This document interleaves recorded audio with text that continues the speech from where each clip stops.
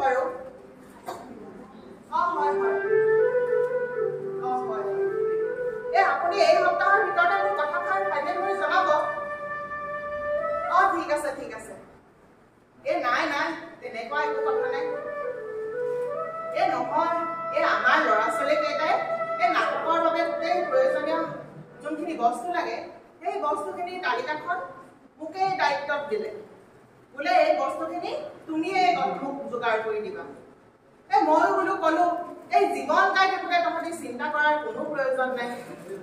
এতিয়া সেই তালিকাখনৰ বস্তু যোগাৰ কৰাতেই মই লাগিছোঁ আৰু হয় এই নাই আপুনি যিমান পাৰি সিমান সোনকালে মোক বস্তুখিনি যোগাৰ কৰি দিব দেই এই তেতিয়াহে মই বাকী থকা বস্তুখিনিৰ বিকল্প ল'ব পাৰিম হয় এই নাই এই জীৱন গাৰ ওপৰত সিহঁতৰ সম্পূৰ্ণ বিশ্বাস ঠিক আছে নাটক এই নাটক অহা এপ্ৰিলৰ 14 তাৰিখে আকৌ হয় ঠিক আছে বাৰু ঠিক আছে দিয়ক হ'ব দিয়ক মই ৰাখিছোঁ আপুনি মোক সোনকালে কথাষাৰ ফাইনেল কৰি জনাব কিন্তু দেই ঠিক আছে ৰাখিছোঁ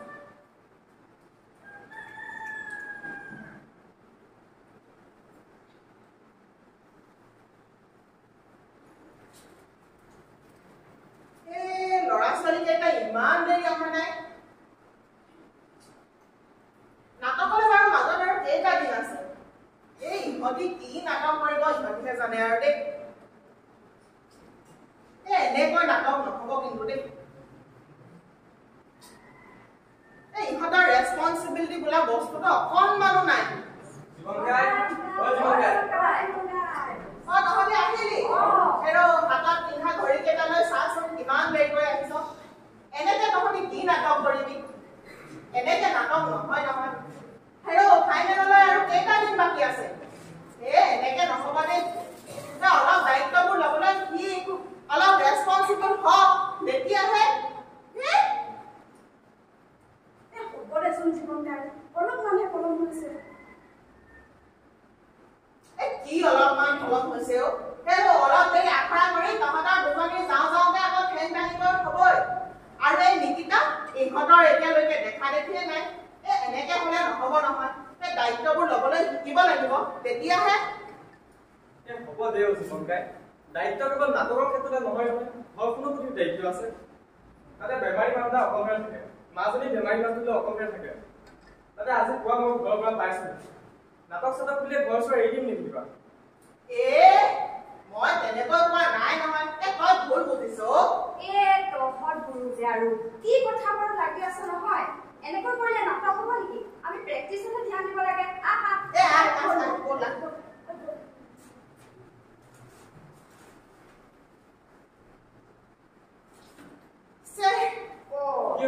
বৰ ডাঙৰ ভুল এটা কৰিলো নহয় কি হ'ল স্ক্ৰিপ্টখনকে মই ঘৰত তহঁতি চিন্তা কৰিব নালাগে মই হাউকে গৈ এই স্ক্ৰিপ্টখন ঘৰৰ পৰা লৈ আহিছিলোঁ তহঁতি আখৰা আৰম্ভ কৰি থাক বেছিকৈ কথা পাতি নাথাকিবি কিন্তু মই আহিছোঁ ঠিক আছে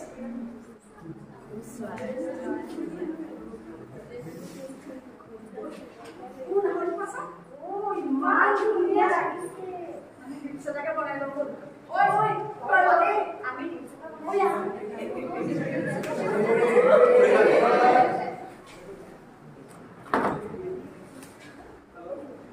হেল্ল' মা মই পালোহি মই ৰিহাৰ্চল আহিলোঁ এতিয়া মই বাৰু বেছি চিন্তা কৰি নাথাকিবি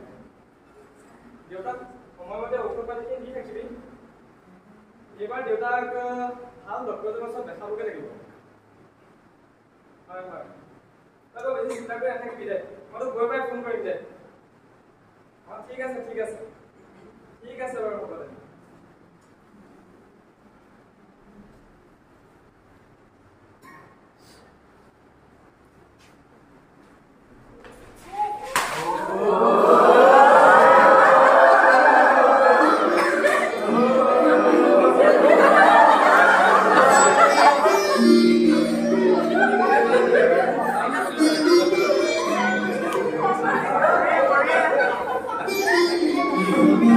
see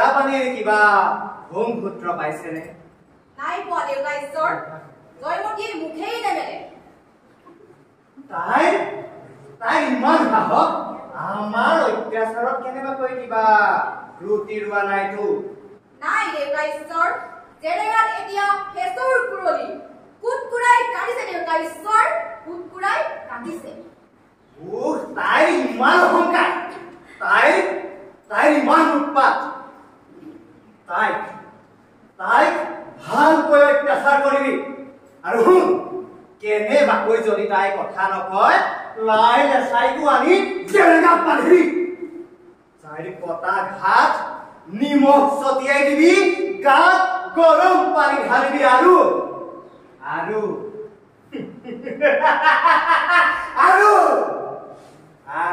তাইৰ গায়ে মূৰে আমৰলিৰ পাত ঢালিবি বুজিলি নহয় হ'ব দেউতা ঈশ্বৰ অত্যাচাৰত যাতে কোনো ত্ৰুটি নহয় তাই এতিয়া বুজিব উত্তৰাধিকাৰী হোৱাৰ সপোন দেখাৰ সপোন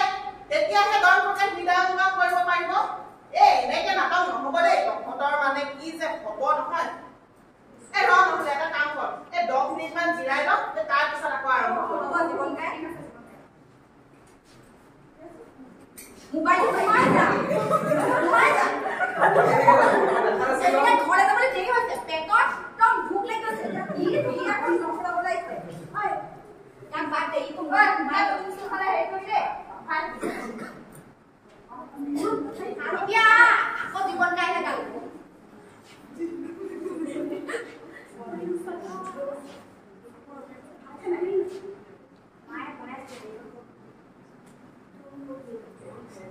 মা মা তই ইয়াত পালে কি হ'ল হেৰো ইমান কলো এইবোৰ নেলাগে কৰিব নহলি কি হ'ল দেউতা ঠিকে আছে ন দেউতাক আইচিইউত ভৰ্তি কৰিলে গাঁৱৰ অৰেণ্টাইনৰ লগতে দেউতাক লৈ আহিব আৰু পিছতে দেউতাক কি হ'ল জানো উশাহ ল'ব নোৱাৰা অৱস্থা চটফটাই পৰি আছিলে কোনোমতে ধৰিছো দেউতাই কৈছে ডাক্তৰে কৈছে সকলো ঠিক হৈ যাব কিন্তু কি মা কিন্তু বহুত টকা লাগিব ইমান কম সময়তে ইমানখিনি টকা বাৰু কেনেকৈ যোগাৰ কৰোঁ বাপেকৰ দৰে পুতে খোৱা কৈছে হিন্দী হ'বলৈ মা ধৈৰ্য নহবিচোন এটা কৰিম ৰ কি কৰিলা তলিনে কি কৰিলি ৰ'দৰ নিচিনাকৈ তিনিআলিতে ঠাণ্ডা ফুলৰ দোকান এখন দিয়া হ'লেও চূড়া তামুলি মাৰি ফুৰিব নালাগিলেহেঁতেন নাটক কৰি পাইছ কি বাপেৰ এটাই গোটেই জীৱন ছবি আঁকি আঁকি কটাই দিলে এতিয়া শিল্পী হ'বলৈ ওলাইছে ধৈৰ্য নহবিচোন এটা কৰিম ৰ এইবোৰ কৰি কি ভাল পাইছ এইবোৰ আমাক নোখোৱাই খোপাই এইবোৰে আপুনি ধৈৰ্য ধৰকচোন এই বিপদৰ সময়ত আমি ধৈৰ্য ধৰাকৈ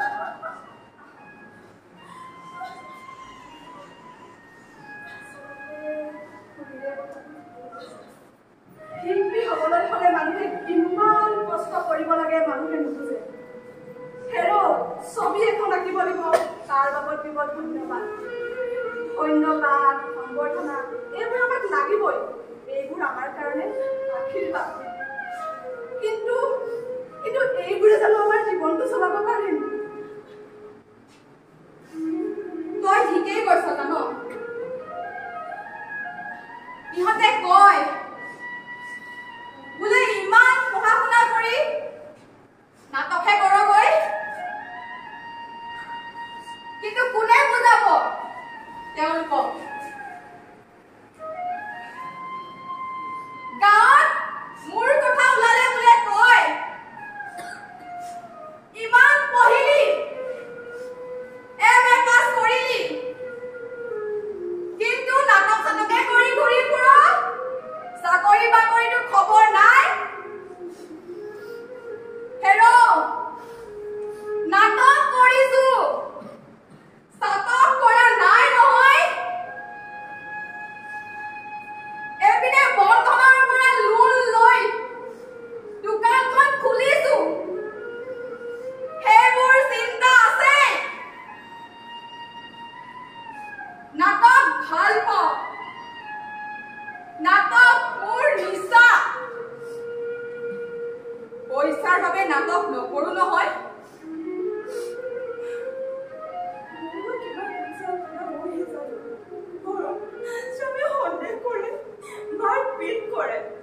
অভিনয় কৰা মাইকী মানুহবোৰ কোনো চৰিত্ৰই না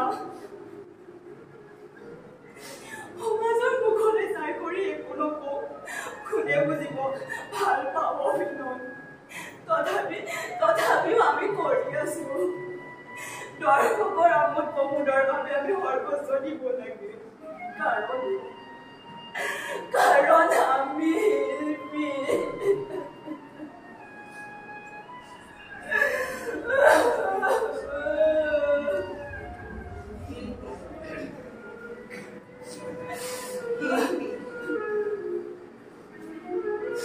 তহঁতি কি জান শিল্পী মানে কি শিল্পী কাক কয় হেৰো শিল্প কৰ্ম কৰা সকলোৱে শিল্পী নহয় শিল্পী হ'বলৈ হ'লে যন্ত্ৰণাকো সহিব পাৰিব লাগিব সহিব পাৰিব লাগিব অভাৱনাকো শিল্পীয়ে সমাজ গঢ়াৰ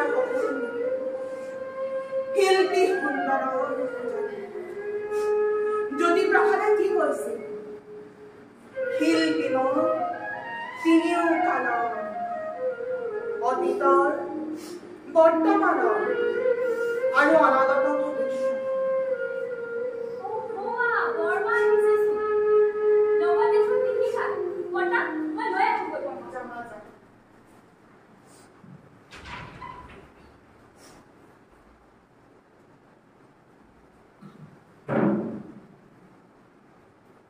সময়ত ৰেডিঅ'ৰ শ্ৰেষ্ঠ শিল্পী আছিল অসুখটো নোহোৱা হ'লে কিজানি মানুহজনী আজি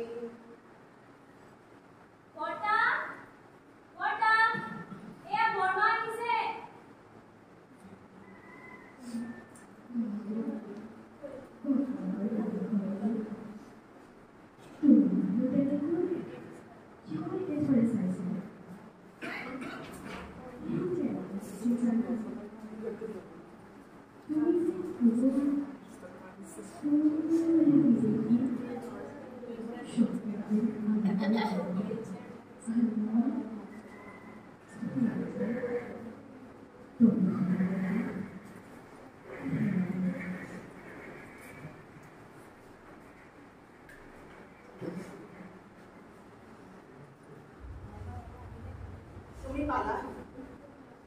মই তোমাৰ লৈকে ৰৈ আছিলো তোমাৰ কথাকেই কৈ আছিলো তোমাৰ গানৰ কথা তোমাৰ সুৰৰ কথা তোমাৰ ৰঙীয়া সুৰে তোমাৰ কাষলৈ চপাই